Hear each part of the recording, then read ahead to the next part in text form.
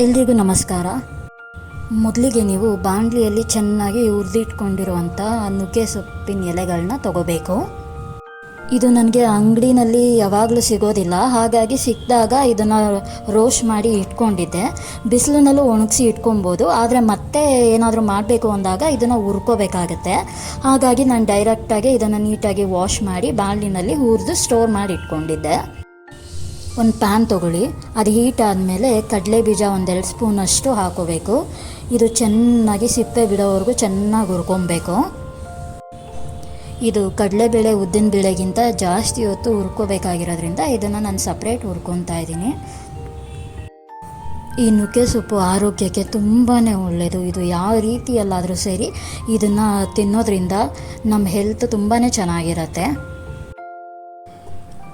ಈ ಸೊಪ್ಪು ಬಳಸೋದ್ರಿಂದ ಹಿಮೋಗ್ಲೋಬಿನ್ ಲೆವೆಲ್ ಜಾಸ್ತಿ ಮಾಡ್ಬೋದು. ಡಯಾಬಿಟಿಸ್ ಇರೋರಿಗೆ ಒಳ್ಳೆಯದು, ಹಾಗೆ ನಮ್ಮ ನರ್ವ್ಸ್ಗಳಿಗೆ ತುಂಬಾ ಒಳ್ಳೆಯದು.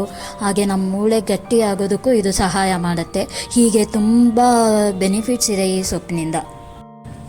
ಬಿಸಿ ಬಿಸಿ ಅನ್ನಕ್ಕೆ ತುಪ್ಪ ಮತ್ತು ಚಟ್ನಿ ಪುಡಿ ಹಾಕ್ಕೊಂಡು ತಿಂತಾಯಿದ್ರೆ ತುಂಬಾ ಚೆನ್ನಾಗಿರುತ್ತೆ.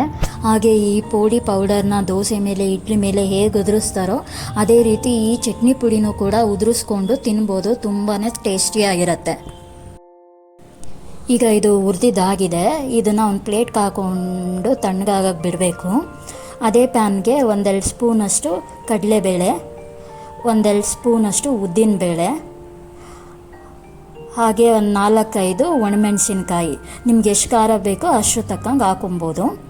ಹಾಗೆ ಈ 3 ಹಾಕ್ಕೊಂಡು ಚೆನ್ನಾಗಿ ರೋಸ್ಟ್ ಮಾಡ್ಕೋಬೇಕು. ಗೋಲ್ಡನ್ ಬ್ರೌನ್ ಬರೋವರೆಗೂ, ಅಂದರೆ ಕೆಂಪಗಾಗೋವರೆಗೂ ಹುರ್ಕೊಬೇಕು. ಒಂದು ಸ್ವಲ್ಪ ತುರಿದಿದ ಮೇಲೆ ಒಂದು ಅರ್ಧ ನಿಂಬೆಹಣ್ಣು ಸೈಜಿನಷ್ಟು ಹುಣಸೆ ಹಣ್ಣು, ಸ್ವಲ್ಪ ಕರಿಬೇವು, ಅರ್ಧ ಸ್ಪೂನಷ್ಟು ಜೀರಿಗೆ, ಒಂದು 4-5 ಬೆಳ್ಳುಳ್ಳಿ, ಇದಿಷ್ಟು ಇಂಗ್ರೀಡಿಯೆಂಟ್ಸ್ ಹಾಕ್ಕೊಂಡು ಮತ್ತೆ ನೀಟಾಗಿ ಗೋಲ್ಡನ್ ಬ್ರೌನ್ ಬರೋವರೆಗೂ ಹುರ್ಕೋಬೇಕು. ಈ 4 ಇಂಗ್ರೀಡಿಯೆಂಟ್ ಏನು ತುಂಬ ಹುರಿಬೇಕಾಗಿಲ್ಲ, ಹಾಗಾಗಿ ಮಧ್ಯದಲ್ಲಿ ಹಾಕ್ಕೊತಾ ಇದ್ದೀನಿ. ಬೆಳ್ಳುಳ್ಳಿ ಬೇಡ ಅಂದರೆ ನೀವು ಸ್ಕಿಪ್ ಮಾಡ್ಬೋದು, ಆದರೆ ಬೆಳ್ಳುಳ್ಳಿ ಕೂಡ ತುಂಬ ಆರೋಗ್ಯಕ್ಕೆ ಒಳ್ಳೆಯದು, ಹಾಗಾಗಿ ನಾನು ಇದನ್ನು ಆ್ಯಡ್ ಮಾಡ್ಕೋತಾ ಇದ್ದೀನಿ. ಕರಿಬೇವು ಸೊಪ್ಪು ಅಷ್ಟೇ, ತುಂಬ ಏನು ಹಾಕಬೇಕಾಗಿಲ್ಲ, ಯಾಕಂದರೆ ಇದು ನುಗ್ಗೆ ಸೊಪ್ಪಿನ ಚಟ್ನಿ ಪುಡಿ ಆಗಿರೋದ್ರಿಂದ ಕರಿಬೇವಿನ ಸೊಪ್ಪು ಒಂದು ಸ್ವಲ್ಪ 4-5 ಅಷ್ಟು ಹಾಕ್ಕೊಂಡ್ರೆ ಸಾಕು. ಇದಿಷ್ಟು ಹಾಕ್ಕೊಂಡು ಚೆನ್ನಾಗಿ ಡ್ರೈ ರೋಸ್ಟ್ ಮಾಡ್ಕೊಬೇಕು.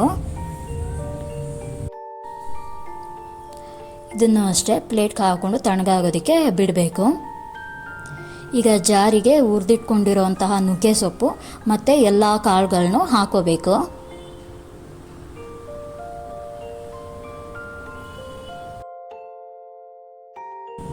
ಚಿಟಿಕೆ ಇಂಗು ಡೈಜೆಷನ್ಗೆ ತುಂಬಾ ಒಳ್ಳೆಯದು. ಹಾಗೆ ರುಚಿಗೆ ತಕ್ಕಷ್ಟು ಉಪ್ಪು, ಬೇಕಾದರೆ ಕಲ್ಲುಪ್ಪು ಹಾಕೋಬೋದು. ಇದೆಲ್ಲ ಹಾಕಿ ನೀಟಾಗಿ ಪೌಡರ್ ಮಾಡ್ಕೊಬೇಕು. ಇದು ತುಂಬ ನೈಸ್ಗೂ ಇರಬಾರ್ದು, ತುಂಬ ತರ್ತರಿಯಾಗೂ ಇರಬಾರ್ದು, ಈ ರೀತಿ ಇರಬೇಕು.